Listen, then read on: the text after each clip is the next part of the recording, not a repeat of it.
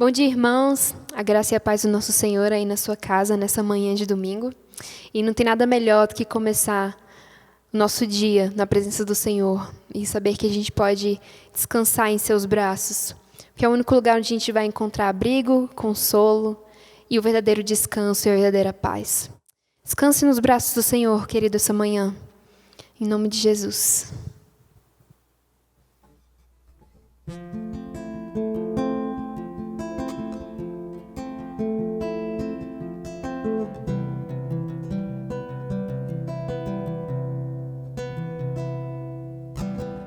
Seguro estou nos braços daquele que nunca me deixou.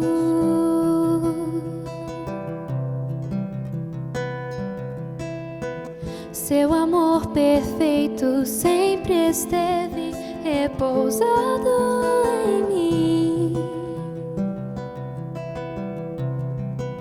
E se eu passar pelo vale, acharei conforto em teu amor, pois eu sei que és aquele que me guarda, me guarda. Em teus braços é o meu descanso, em teus braços é o meu descanso, em teus braços é o meu descanso, em teus braços é o meu descanso. Seguro estou nos braços daquele que nunca me deixou.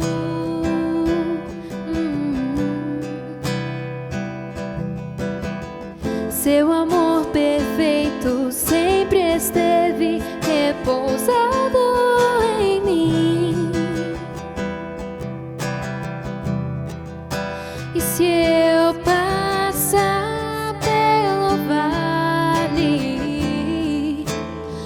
acharei conforto em teu amor, pois eu sei que és aquele que me guardas, me guardas.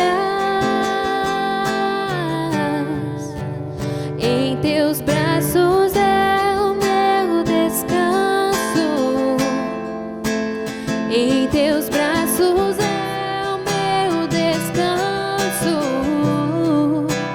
em teus braços é o meu descanso,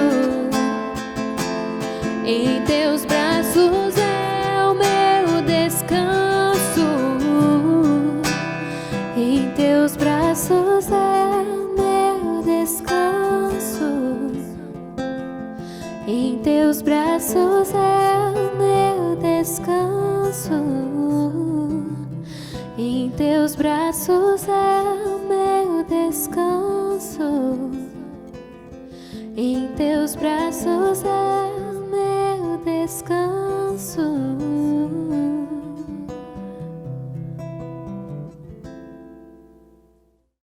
Meus irmãos e irmãs, a graça e a paz do nosso Senhor e nosso Salvador Jesus Cristo seja sobre todos nós.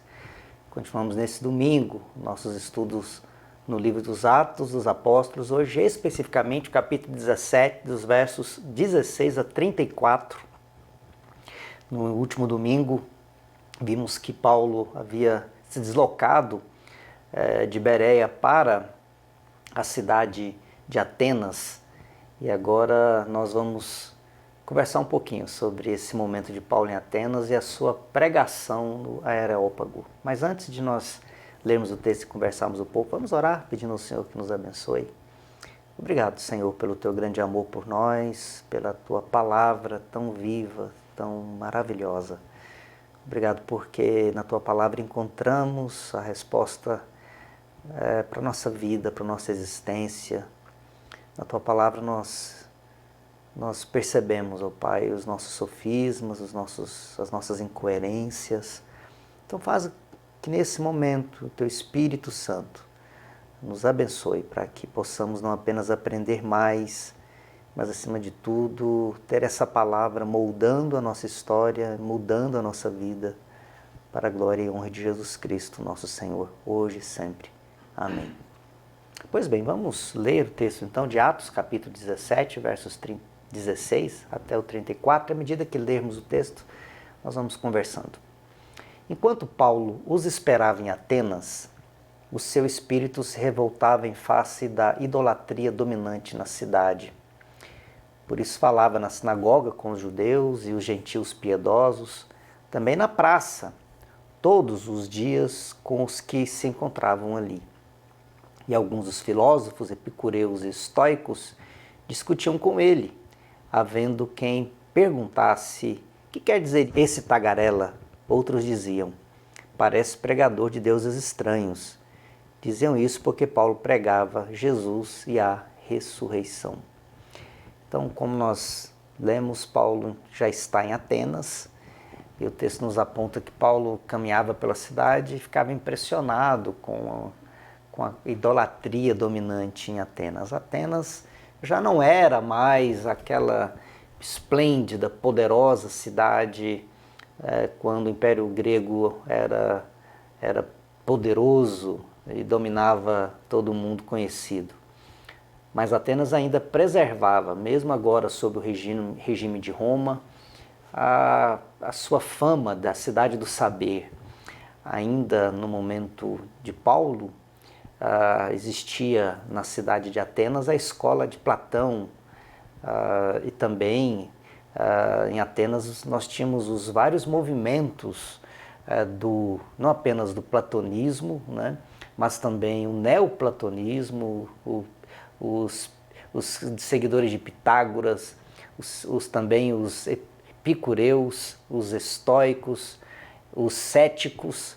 Na verdade, Atenas era o centro em que essas filosofias se proliferavam, né? Elas saíam por todo o mundo romano, e ali estavam aqueles que eram os principais pensadores, né, da filosofia dominante naquele tempo.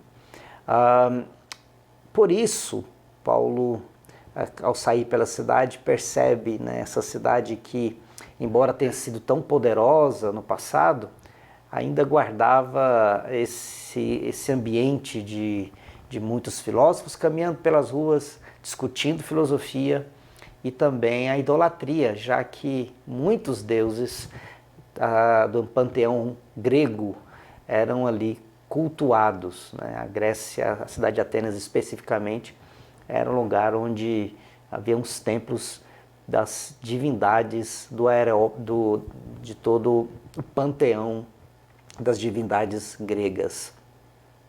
O texto nos conta que então Paulo vai para a sinagoga. Na sinagoga ele fala para judeus e fala para gentios piedosos.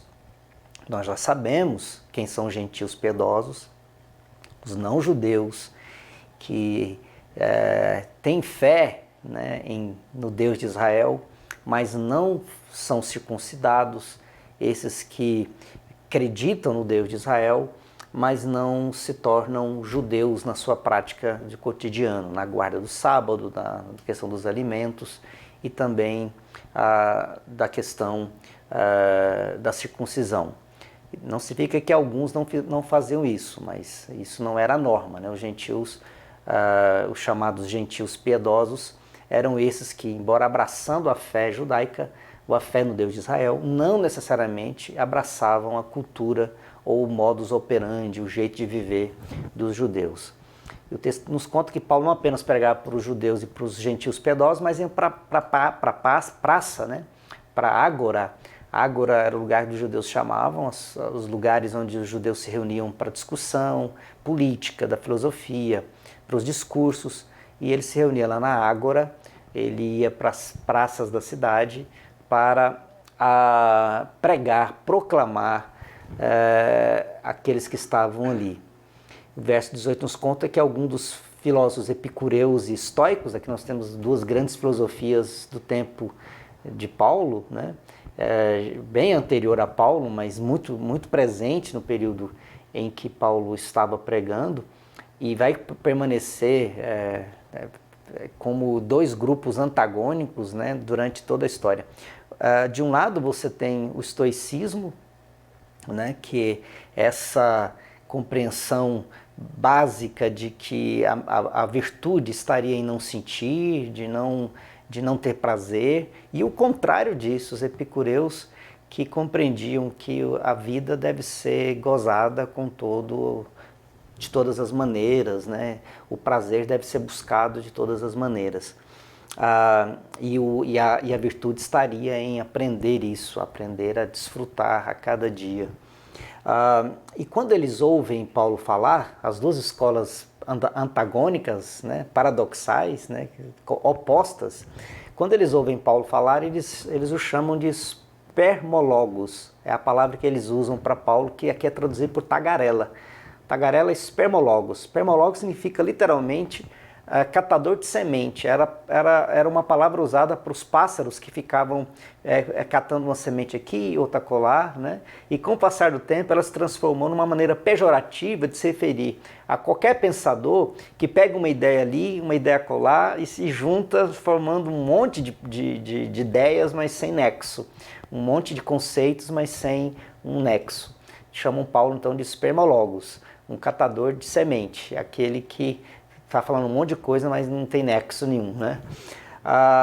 E aí, alguns diziam que ele era um tagarela e outros diziam, não, ele não é um spermologos, ele não está sendo um charlatão aqui falando de um monte de coisa que ele não sabe o que é. Ele está pregando deuses estranhos. Aqui é no plural, né? Ele não está dizendo um deus estranho, mas deuses estranhos. E na compreensão deles, Paulo estava pregando dois deuses, um Deus que era Jesus e outro Deus que era a ressurreição, né? É o que deixa claro o texto. Ele está pregando deuses estranhos, ele está pregando Jesus e a ressurreição.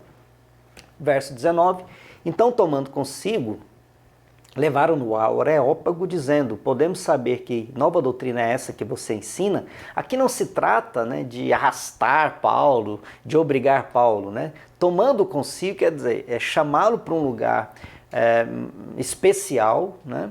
Aqui, Areópago, literalmente é o morro de Ares, né? Ares em grego se refere ao deus Marte, então seria o morro de Marte. É um local específico, né? Como se fosse uma grande arena, onde alguém podia manifestar alguma ideia, discutir alguma ideia, chamando assim a atenção daqueles, ou facilitando assim para que aqueles que pudessem ouvi-los ou quisessem ouvi-lo pudessem ouvi-lo. Então eles levam Paulo ao Areópago e perguntam e falam para Paulo, nós queremos saber mais dessa doutrina, dessa dogmata que você ensina. Interessante aqui a palavra doutrina que usa, né? Porque os gregos filósofos também tinham suas doutrinas, suas dogmatas, né? Dogmata basicamente significa alguma verdade em que se compreende como uma verdade na qual se apega, uma verdade que define um estilo de pensamento. Então eles falam para Paulo, nos falem sobre a sua dogmata, nos fale sobre aquilo que você acredita, naquilo que você entende como verdade que precisa ser compartilhada, né? Verso 20, pois você nos traz aos ouvidos coisas estranhas e queremos saber o que vem a ser isso. Você está nos trazendo, a palavra estranha aqui, né, melhor tradução seria, nos traz coisas novas, coisas diferentes, e queremos saber o que vem a ser isso. Eles estão acusando Paulo de falar, ou dizendo que Paulo está falando coisas diferentes, coisas novas, coisas que eles não sabiam, que eles não tinham intenção, ou eles não compreendiam o que era. Veja que, entenda o que está acontecendo, a cidade era Atenas, o lugar do conhecimento, o lugar da filosofia, onde estavam as escolas de filosofia da Grécia, onde proliferavam os filósofos, onde as pessoas iam para estudar Platão, Aristóteles, a Sócrates, Epicuro, onde as pessoas iam para ter a lição desses grandes mestres da filosofia. E como pode ser que alguém venha falar alguma coisa que eles não conhecem? Quer dizer, o que eles estão dizendo? Nós já sabemos tudo, nós temos aqui como a sede do conhecimento. Você vem nos trazer alguma coisa que a gente não sabe, a gente quer descobrir o que você está falando, porque aqui é o lugar do conhecimento. Como você diz algo que a gente não sabe? Entende o que está acontecendo?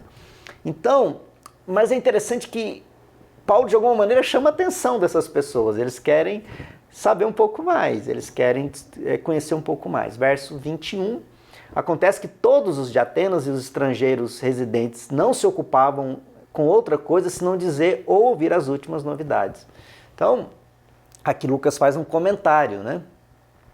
As pessoas da cidade de Atenas se diziam as mais antenadas, né? As que tinham o maior conhecimento possível de todo saber, de todo conhecimento. Então, elas ficavam ávidas por descobrir as novidades que poderiam surgir, porque seria quase uma ofensa dizer para um ateniense que existe alguma coisa que ele não sabe o que é, uma verdade que ele não conheça, uma dogmata, uma doutrina que ele não saiba explicar. Verso 22, então Paulo, levantando-se no meio do Areópago, disse: Senhores atenienses, percebo que em tudo vocês são bastante religiosos. É interessante como Paulo começa aqui o seu discurso, o seu sermão. Ele não diz, vocês são idólatras, eu estou aqui para combater a idolatria de vocês. Ele começa a palavra com um elogio, vendo a diversidade das divindades adoradas pelos atenienses e também pelo amor ao conhecimento. Paulo diz para esses que o ouviam, né?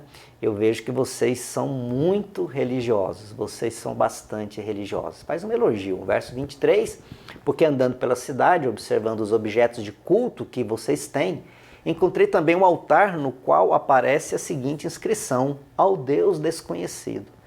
Pois esse que vocês adoram sem conhecer é precisamente aquele que eu lhes anuncio. Então Paulo está dizendo em outras palavras, eu estou aqui não para apresentar uma ideia nova, uma dogmata diferente. Eu estou aqui, na verdade, para falar para vocês sobre um Deus, o Deus desconhecido, que vocês até aqui têm um lugar, né, reservado para ele, para o Deus desconhecido. Vocês têm aqui um espaço reservado para esse Deus desconhecido. Agora, esses que vocês adoram sem conhecer, veja, Paulo faz um trocadilho. Vocês adoram sem conhecer, adoram na vossa ignorância. É precisamente esse que eu lhes anuncio.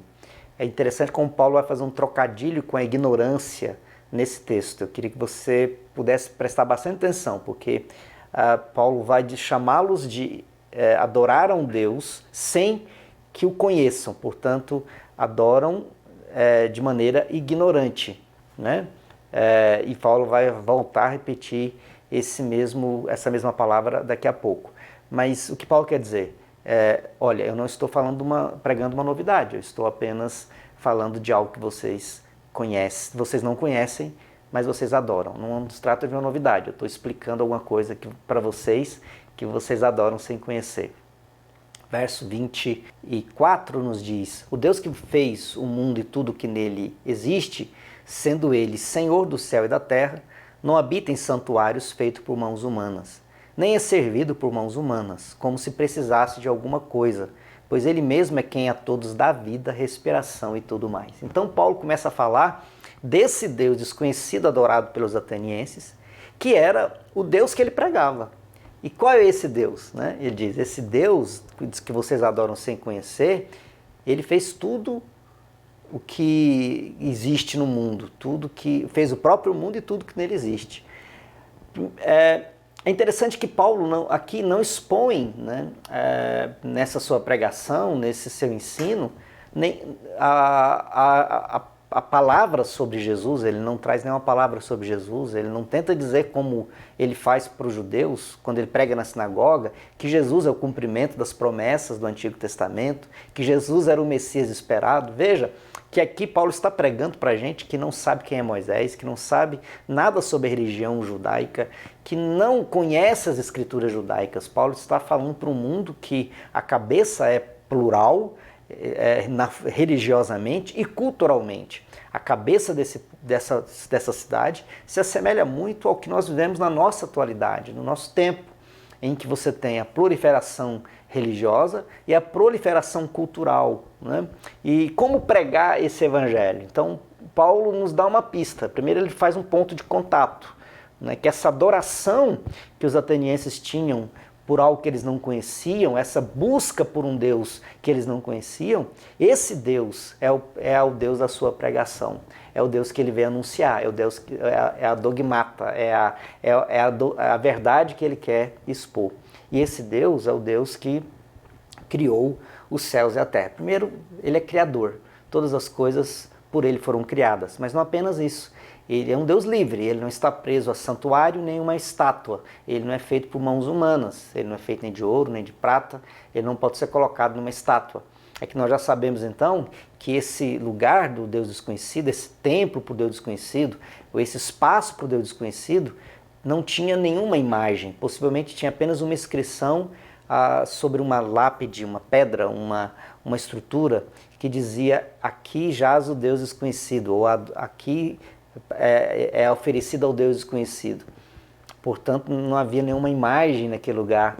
E Paulo diz assim: ó, esse que não pode ser visto, esse que não tem imagem de si, esse é exatamente o que eu prego, é o Deus que criou tudo, né? Ele não está preso às mãos humanas, por mãos humanas, e nem limitado à razão humana.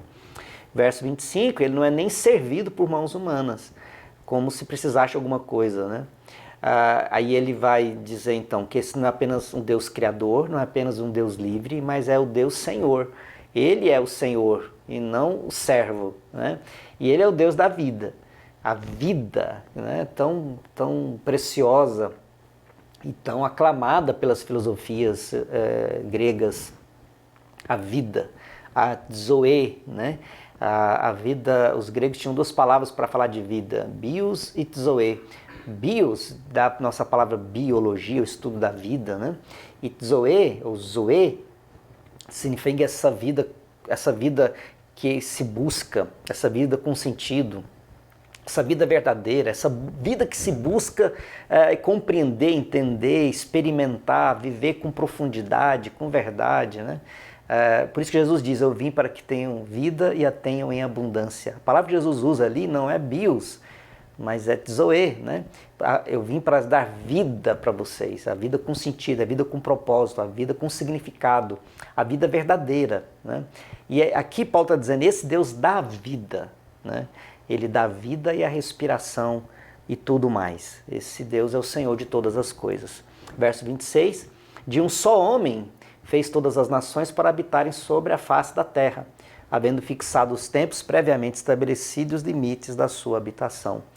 Esse Deus é o Criador de todos os povos, de todas as nações. E Deus, inclusive, no seu poder, delimitou o poder de cada um desses povos, né?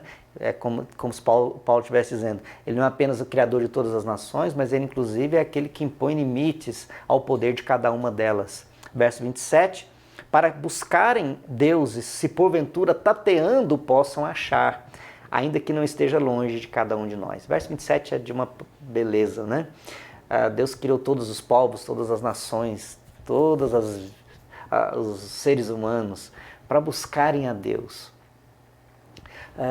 Que às vezes tentam encontrá-lo, não conhecem, mas o buscam. Mas esse Deus se deixa encontrar, ele não está longe de nenhum de nós. Verso 28, pois nele vivemos, nos movemos e existimos, como alguns dos poetas de vocês disseram, porque dele somos geração. Então, o apóstolo Paulo diz que esse Deus, né, que muitos tateiam encontrar, ele está próximo, ele está muito próximo. Na verdade, nós existimos nele. Nele nós nos movemos, nele nós vivemos. mesmo sem conhecê-lo, mesmo sem crer, cada vida existe e se move por conta desse Deus. Olha que coisa fantástica, né? Então, aqui Paulo faz a primeira citação, ele cita um poeta do século VI a.C., chamado Epimênides, de Knossos, que havia dito isso, né?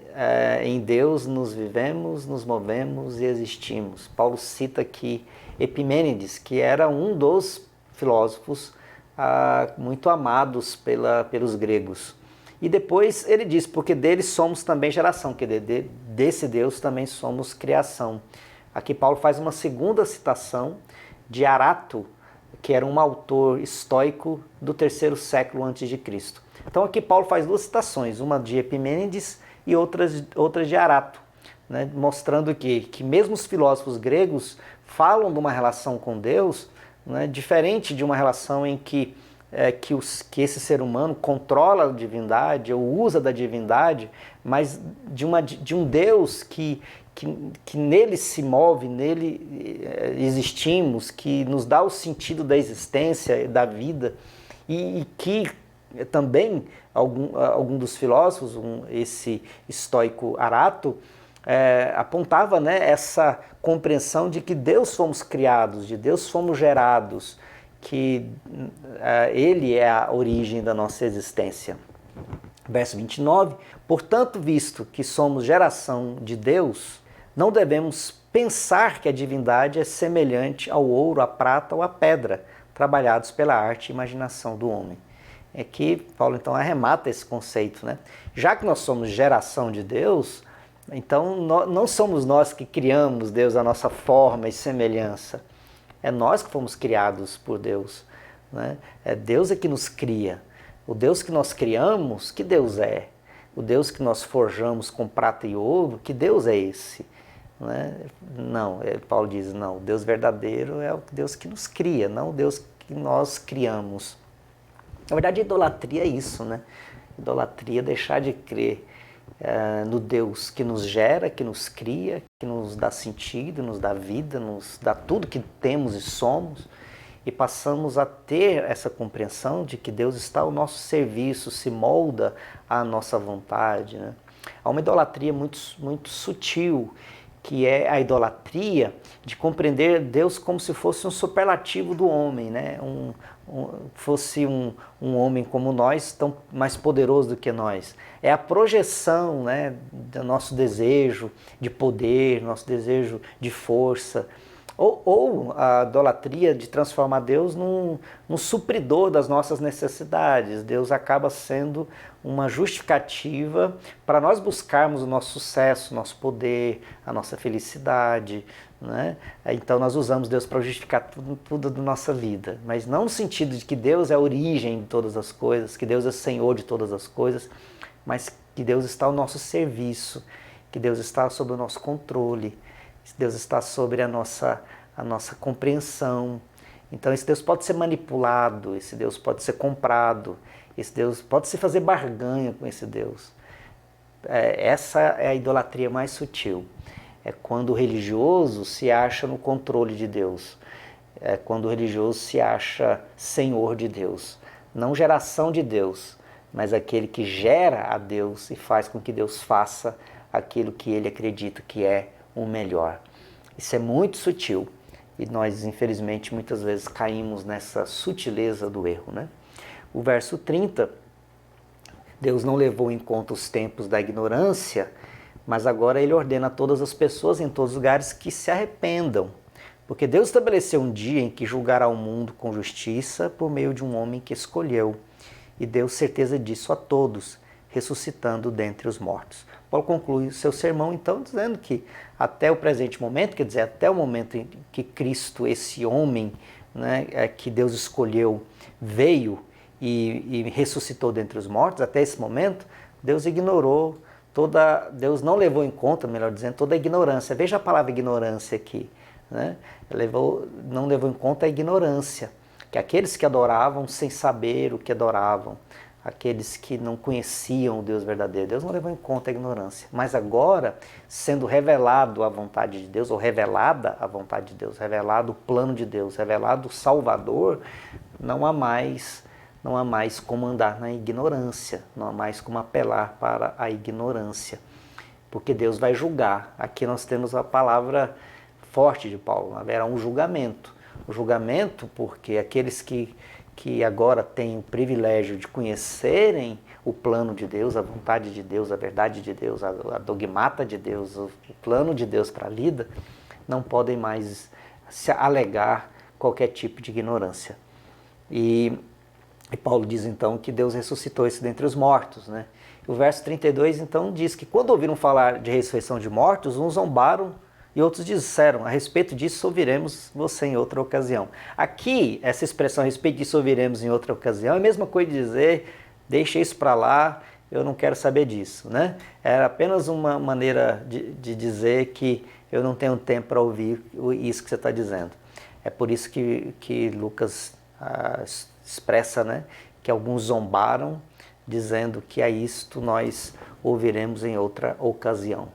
Não que eles quisessem ouvir, eles não querem ouvir. Verso 33, a essa altura, Paulo se retirou do meio deles.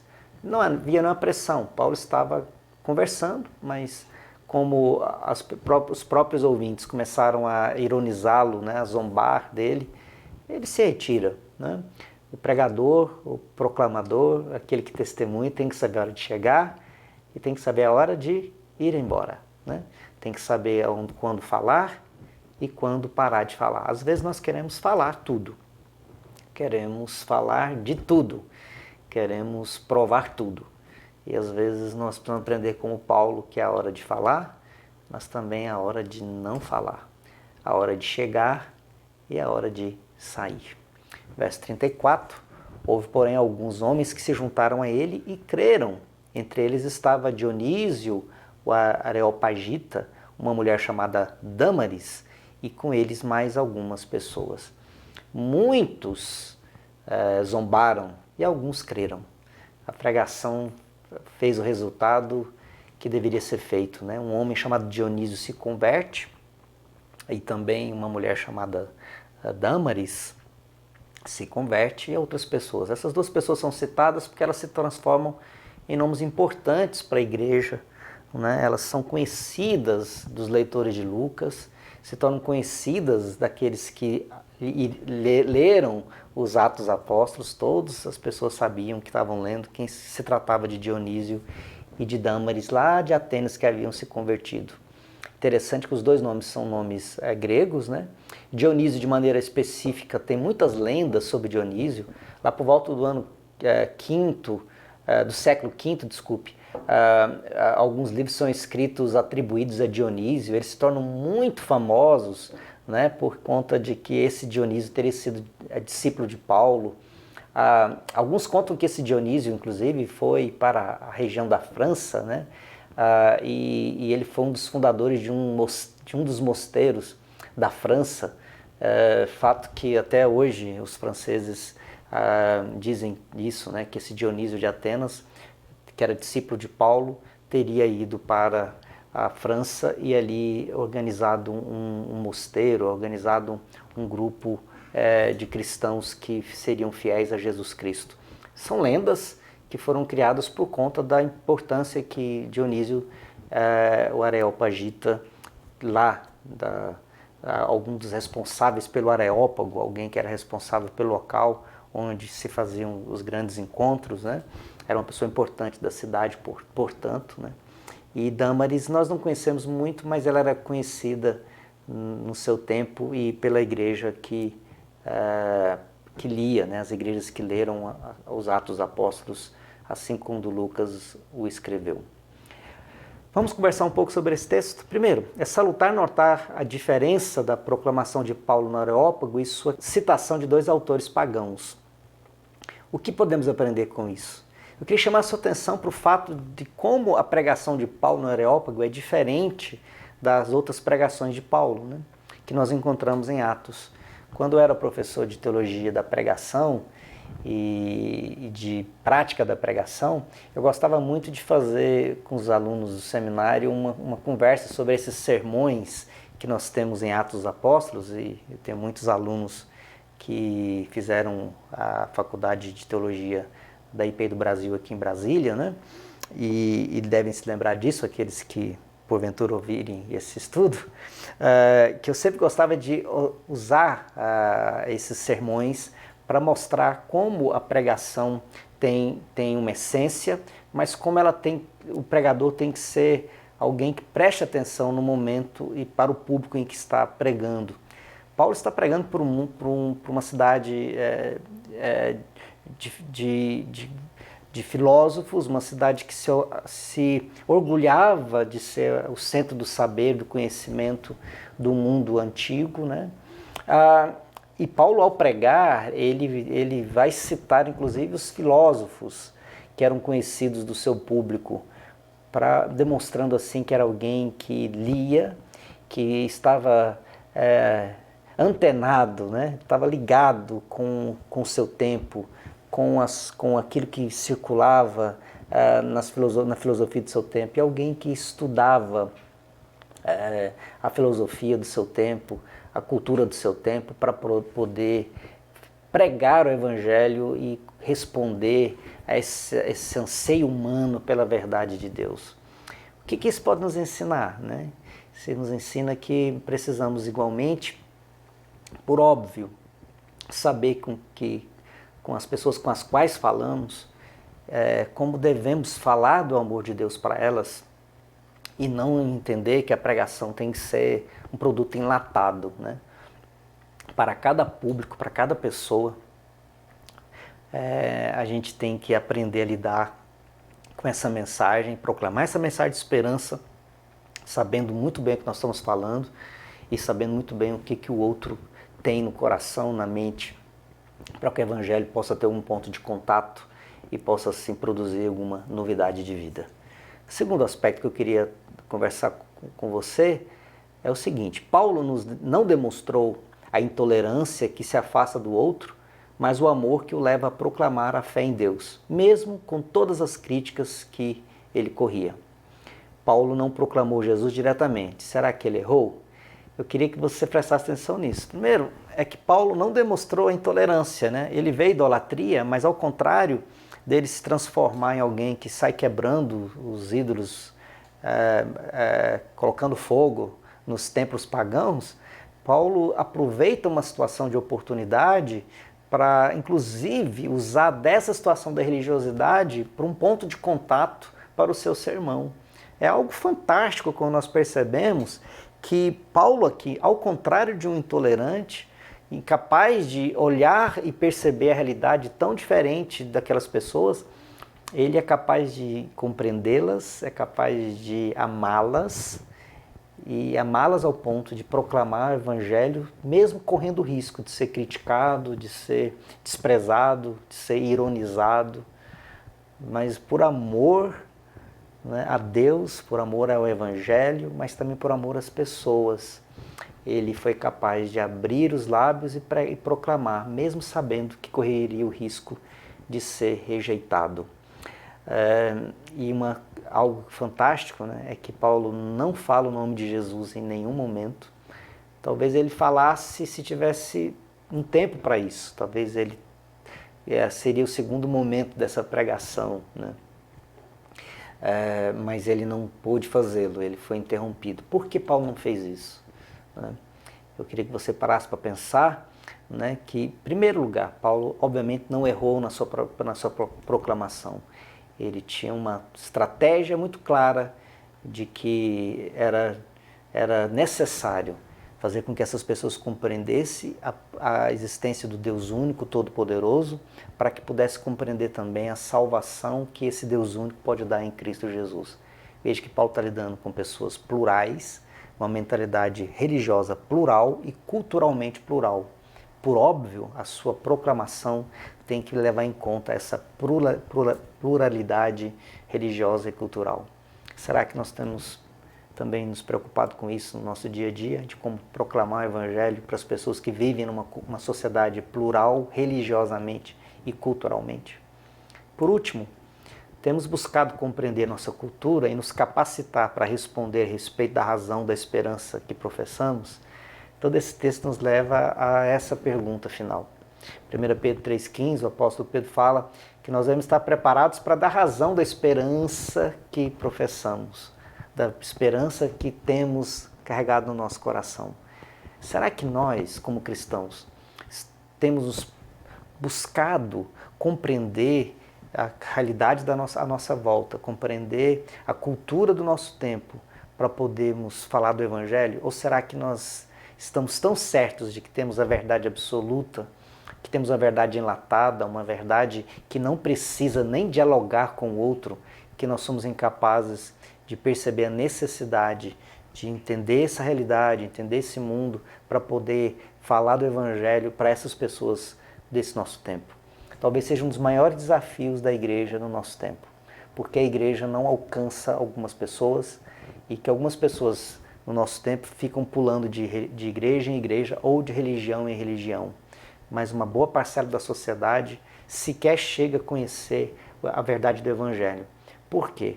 Porque talvez a nossa pregação tenha se limitado a atingir um determinado grupo de pessoas. E nós temos sido incapazes de perceber que é preciso conhecer essa cultura, conhecer a realidade desse nosso tempo em que vivemos, para que o Evangelho possa chegar ao coração dessas pessoas. Vamos orar por isso? Vamos orar? Obrigado, Senhor amado, pelo Teu grande amor, pela Tua palavra tão desafiadora, Tua palavra tão desafiadora para a nossa vida, para a nossa realidade, para o nosso testemunho. Precisamos tanto aprender, Senhor. Aprender a amar as pessoas, a amar os que pensam diferente, a amar aqueles que têm filosofias diferentes. E não rejeitá-los, não sermos intolerantes. Mas isso não significa que devemos nos calar. A Tua palavra mesmo nos ensina que isso nos chama, por amor, a falar do Seu grande amor. Não nos calar, não nos omitir, mas com amor proclamar a verdade do Teu Evangelho.